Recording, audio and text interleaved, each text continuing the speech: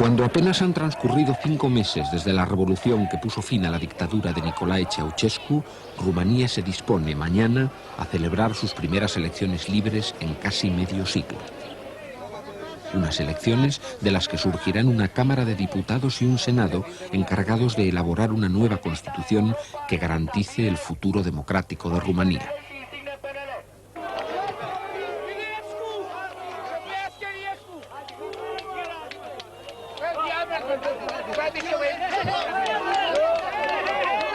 Las calles de Bucarest reflejan, en constantes discusiones y enfrentamientos, el clima de crispación política con que ha transcurrido la campaña electoral.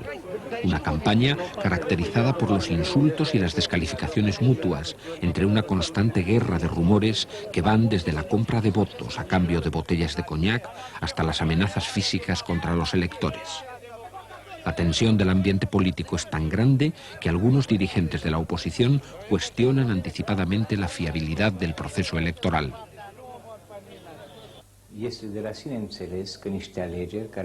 Se sobreentiende que unas elecciones que han sido preparadas en una atmósfera totalitaria no pueden ser unas elecciones libres.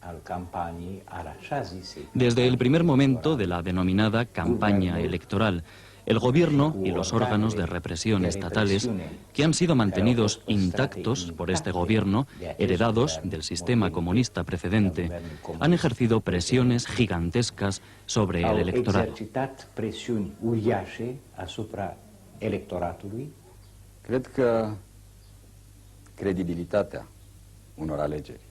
Creo que la credibilidad de estas elecciones está en su carácter libre, limpio y verificable. El resultado traducirá la voluntad popular expresada en las urnas y sería pretencioso que nadie intentara anticiparlo. Rumanía se encuentra en una situación muy especial porque, a diferencia de otros países del este europeo, aquí no se ha producido una evolución dentro del sistema, sino una revolución que cambió el sistema mismo.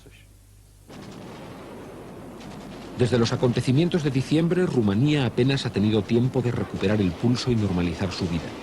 Ni siquiera ha podido aún valorar correctamente lo ocurrido, porque la historia de la Revolución Rumana ha sido una de las peor contadas por los periodistas de todo el mundo. Comenzó entre mentiras oficiales, como aquella imagen patética, inolvidable, de los cadáveres en Timișoara, supuestas víctimas de la represión, que después resultaron cuerpos robados de un cementerio. Y continuó entre realidades maquilladas, como el montaje de un juicio sumarísimo sin las mínimas garantías para justificar el fusilamiento del matrimonio Ceausescu.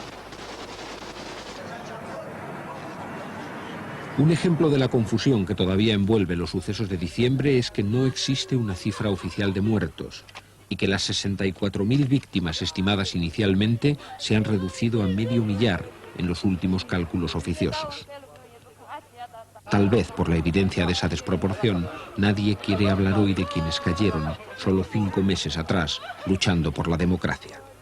El olvido de los héroes anónimos ha comenzado. El cementerio que se improvisó en un parque infantil para darles tierra y homenaje en común ni siquiera ha sido terminado. Los soldados encargados de la obra hace tiempo que recibieron la orden de abandonar el Tajo y no se ha vuelto a hablar del prometido monumento en memoria de los muertos. La única memoria, el único dolor, es el de las familias de los jóvenes que desafiaron al tirano. 5 meses después, sus madres se han quedado solas, llorando en silencio junto a las sepulturas. Los edificios han tenido más suerte que las personas, y la ciudad restaña sus heridas esforzándose en borrar las huellas de los combates. Poco a poco Bucarest recupera su aspecto normal, y los únicos blindados que permanecen en las calles descansan pesadamente junto a la sede del gobierno, mientras las jardineras cuidan el césped y los guardianes se muestran tranquilos, seguros de que el poder ya solo se tomará desde las urnas. El Museo Oficial del Comunismo permanece cerrado, con sus salas tan vacías como vacías resultaron las viejas doctrinas. Las teorías de Ceausescu han sido arrancadas con alicates, como si se quisiera forzar su olvido. Y la plaza, donde antes se alzaba el monumento a Lenin, sirve hoy de escenario para todo tipo de reivindicaciones políticas o laborales. porque la economía rumana tiene muchas cuentas pendientes de ajustar y un difícil camino social está por recorrer. Más de 200 empresas privadas han sido ya legalizadas y otro centenar tiene los papeles en tramitación, pero el efecto de sus actividades aún tardará en sentirse. Mientras tanto, aunque los abastecimientos han mejorado, continúan las colas, la escasez y el mercado negro. Pero el debate hoy por hoy es todavía exclusivamente político. Para muchos, los cambios económicos y el proceso democrático se reducen a una liquidación formal del estalinismo implantado por Ceausescu. Así, los estudiantes de Bucarest mantienen ocupada desde hace semanas la plaza de la universidad tras haberla declarado territorio libre de neocomunismo. Reclamamos el punto 8 de Timisoara, o sea, que los miembros de la nomenclatura comunista tengan prohibido presentarse a las elecciones y no ocupen cargos públicos. ¿Cuáles son las razones que os hacen ser tan radicalmente anticomunistas? Estamos radicalmente en contra del comunismo porque el comunismo aplasta la dignidad humana. Porque durante los años del comunismo, el pueblo vivió de mal en peor, en lugar de prosperar. Los estudiantes mantienen sus denuncias sobre el pasado estalinista de quienes hoy encabezan el gobierno democratizador de Rumanía y permanecen en la plaza desafiando la prohibición oficial de celebrar actos políticos una vez concluida la campaña electoral. Pero el gobierno ha optado por ignorarlos, dejándolos en la plaza hasta que se aburran, antes que desalojarlos con el riesgo de provocar otra tragedia como la de Tiananmen en Pekín. Los obreros rumanos tienen aún más motivos que los estudiantes para sentirse desengañados por el estalinismo de Ceausescu, porque la dictadura pretendía representar a los trabajadores hablando siempre en su nombre. La cuestión es que peor de lo que estábamos no podremos estar. Y no vamos a poder empeorar porque la realidad es que el régimen político de los llamados países socialistas, en verdad, no tenía nada que ver con el socialismo. Era una situación política falsa, donde la mentira tenía rango de gran virtud. Se decía que no había paro, cuando en realidad el paro existía.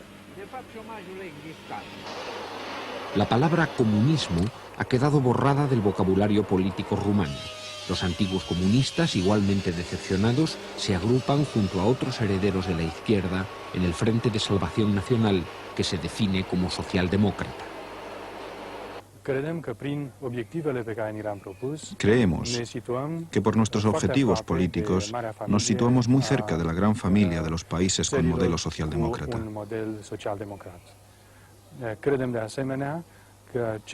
Pero lo que es totalmente necesario en nuestra sociedad es mirar hacia el futuro y no hacia el pasado. Todos los observadores coinciden en señalar al Frente de Salvación Nacional como claro favorito ante las urnas. Aunque en sus filas se encuentren muchos tránsfugas del régimen anterior, el Frente cuenta con el prestigio de haber derrocado a Ceausescu y estar conduciendo el país hasta la democracia. Pero además, el Frente se beneficia de ocupar el aparato del Estado, con el acceso que ello supone a los medios de comunicación, en un país sin apenas tradición electoral ni vida política. La oposición no ha sido capaz de constituir una alternativa unitaria al gobierno del Frente.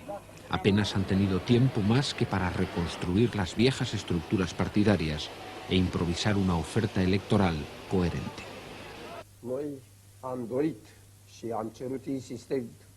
Nosotros deseamos y hemos pedido insistentemente al gobierno que se retrasen las elecciones hasta el otoño, preferiblemente hasta octubre o noviembre, para dar a los partidos de la oposición la posibilidad de organizarse, pero el gobierno se ha negado.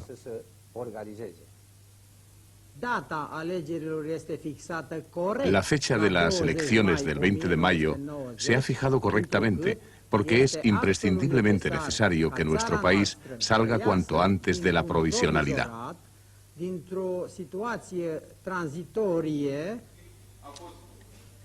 Mientras Petre Roman y su gobierno se despedían de la prensa internacional, Antes de dejar paso al gobierno que habrá de salir de las urnas, los altos funcionarios del Ministerio del Interior recibían un cursillo acelerado sobre procesos electorales, impartido, entre otras comisiones extranjeras, por un grupo de asesores enviado por el gobierno español. La democracia se aprende en los despachos y se practica en las calles, aunque frecuentemente los debates sean a voces. A la salida de los mítines, cordones policiales impiden que unos grupos vayan en busca de sus oponentes políticos para saldar las diferencias a bofetadas. El gobierno de Bucarest se esfuerza así en conseguir que las elecciones se celebren con la tranquilidad como primera garantía frente a las duras acusaciones de la oposición. Tengo que decir que no existen garantías electorales, que no hay ningún tipo de garantías, absolutamente ninguno. Nuestra única esperanza de que las elecciones se desarrollen de una forma más o menos normal está en la presencia de numerosos observadores extranjeros. El permanente estado de agitación política que hoy vive Rumanía, sin una hora de descanso entre promesas y protestas, anuncia que la larga noche de la historia toca ya a su fin. Con el amanecer de mañana domingo se abre una nueva etapa en la historia de Rumanía, porque al cabo de 45 años de dictadura y de 5 meses de libertades provisionales, las urnas darán paso a una democracia que responde a grandes esperanzas populares, pero que también se anuncia desde el principio como cargada de dificultades. Pero los problemas, incluso la propia estabilidad del sistema democrático, no quitarán esta noche el sueño a los rumanos, que viven el vértigo de la confrontación ideológica y el debate de las grandes cuestiones. Los problemas pendientes son cosa del futuro, de un futuro que no comienza hasta la próxima semana, cuando se hayan contado los votos y se conozcan los resultados electorales.